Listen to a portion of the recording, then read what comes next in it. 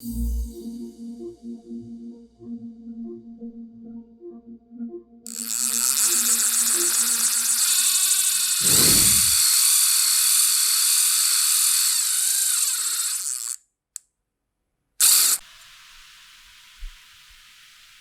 what's up? It's Kit. Today we'll talk about how to put together your own light shore jigging rod and reel, what to look for, the lengths of the rod, the speed of the reels, what kind of line you need, and more importantly, why.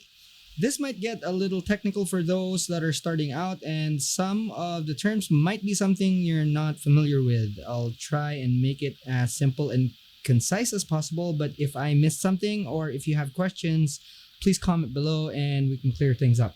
When we first started with this, my friends and I, we didn't really have a good source of information, and a lot of it was in Japanese. It's a type of fishing that wasn't really done a lot outside of Japan, and although we had access to the reels and some of the jigs, the rods were largely imported from Japan, and there were a lot of trials and error for us, and it was also not cheap. These days, at least in the Middle East and a lot of Asia, people have access to the rods, reels, lines, down to the little accessories that you may or may not use. Depending on which shop you go to, they'll sell you their brand, what they carry, and pretty much say everything is rubbish. So that kind of what makes a lot of people get confused. However, I could tell you this: the rods will perform their task just as long as they're designed for that. Now, as far as quality is concerned, it depends on budget. The most expensive or the more expensive rods would be lighter weight. Even in the same brand, you would have a top-end rod that would be just super different from the cheaper versions. And the expensive ones, you'll find that they have a crisper action, and the tip, how it's balanced, is quite different from the cheaper ones. When I say crisp, the crispness of the rod actually help you get more distance, and it makes working the jig easier. Sometimes it could get very, very specific on what type of jigs you could use, even up to that point. Cheaper rods, of course, will still work, and the more expensive rods will just give you, ease of use and comfort more than the cheaper one. So that's kind of like the bottom line here, because since they're lighter weight, especially paired with a lighter weight reel, what happens is that you have a system that you could cast for the whole day and not really get tired. A good system together is something that should be on top of your list, because at the end of the day, you have to use something that within your budget and comfort level. It is light jigging, but even if you're flinging out 20 or 10 gram jigs, you're still spending energy in a place like Asia, where it's humid, or in the Middle East where it gets really hot. The equipment actually helps you survive. So yeah, let's talk about the rod first, because that's kind of like what sets this whole thing apart. Now, I have two examples here, and these are two of my most used rods. So they're both Major Craft, and this one is actually already discontinued, but I love it, and I see no reason to actually replace it because it still works great. Both of these are 10 feet, and I'll explain that later. Now, even the lightest light shore jigging rods, or ultra light, super light shore jigging rods, whatever you want to call them, they started around 8 feet, and then they go up to about 12 or sometimes even 13 feet. Now, the reason why I use 10 feet, and as you can see, both of them are actually 10 feet. This is a lighter rod. This is a bit heavier. The 10 feet I use as a measuring stick. So when I cast out, if I move it from 9 to 12 o'clock, I know that I moved my lure or my jig 10 feet. That's very important for me, because sometimes the fish actually will bite at just a small strip of area, and I want to be able to find that area on my next cast after I catch a fish. So it's important. Or even when I'm casting out after a strike I missed. So very, very important for me, and possibly a big tip for you guys. So the smaller one is rated for 7 to 35 grams. It is 7 to 35, and the line is PE 0.8 to 2. I use 0.6 on this rod, and I work lures from as little as 7. Okay, most of the time around 8. So 8 to 20. And I don't go over 20 on this rod. As you move higher to the maximum weight it can carry, what happens is the rod will feel sluggish. So this is a mid-end rod. It wasn't too expensive, and I actually bought it in Japan and had it sent here because it wasn't for sale here. Now the next one is a bit heavier, as you can see here. Even the name says LSJ, and again, 2-piece, 10 feet.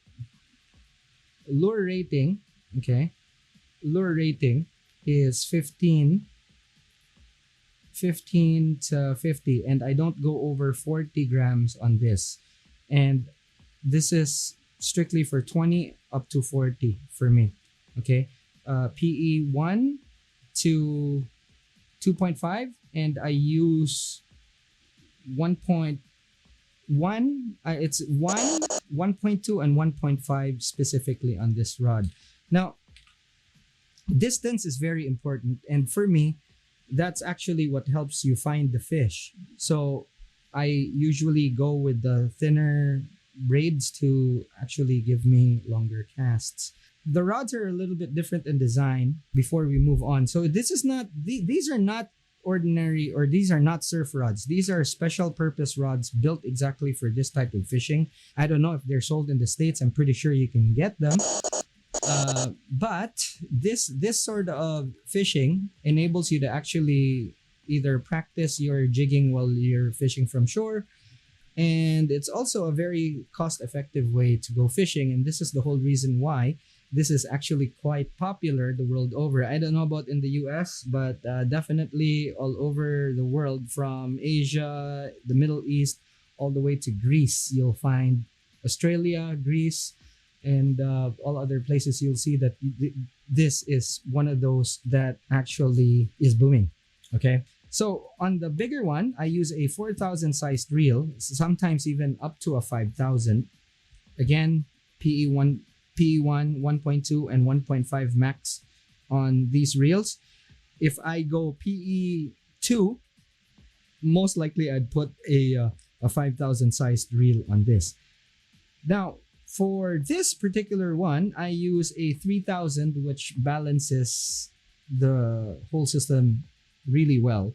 And I put either 0.8 or 0.6. And if you can see also, the speed of the reels, they're high gear. Now, when you're choosing a reel, don't look at either, the high gear or low gear or XG. What you need to look at is actually the retrieve rate. Okay, so if it retrieves about a meter per crank or close to that, that's something that you want. Now, remember, you're casting really far with this because these jigs are quite aerodynamic. This is a 40 gram. As you can see, it's actually a tiny jig. So it's small, it's heavy, very easy to cast, goes really, really far, and you have all that line to deal with. This is 15. So as you can see, they're small and they're heavy. You can cast them out far, and you have to retrieve all that line.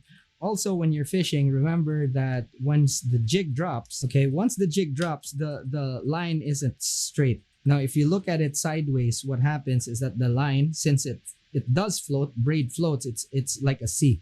Okay, so your job is to actually straighten that as much as possible. Okay, so just as an illustration again, okay, I'm gonna use this. So once you drop down, your line actually forms a C like that. Okay, and you want it as diagonal as possible. Now also, when you're looking at it from the top, and if there's current going this way, okay, so that's the current right there, and it's going this way, your line's also going like that because of the resistance that it creates with the current. So you need to reel all that slack, and you're not gonna do it with a slow reel. So for the smaller one, sometimes when the current's really fast, what happens is that since it's small and the current affects it more because it's lighter, they will have the ones that have the most slack. And I want to get that slack as fast, get that slack off as fast as possible. Now for the bigger ones, since they are heavy, they're not as affected because they're heavy. So an HG will do well, but HG or XG, that's the choice. Never go for a PG because it's just too slow. All right, and you won't be able to detect strikes, especially on the drop. Again, use this as a primer. This is for jigs that are from 20 to 40, okay? Although its rating is 15 to 50. PE 1, 1.2, and 1.5 for the 20 to 40 gram jigs. PE 6, 0.6, sorry, 0.6 to 0.8 for the lighter stuff. And jigs are from 7 to 20 gram on this rod. So you can see that this is light and this is medium. Okay, so there are one of those or two of the combos that you could really take with you all over the place. And for me, these two are usually what I take with me when I fish, even when I fish the palm, you know. So I take these two and they work well. Okay, again, you don't have to buy the exact same rod and reel. Use these as an example to put together something that suits your style and your budget. All right, so guys, if you haven't yet, please consider subscribing, and I'll see you in the next one. Oh, by the way, give it a like if you like the content, and pass this myth.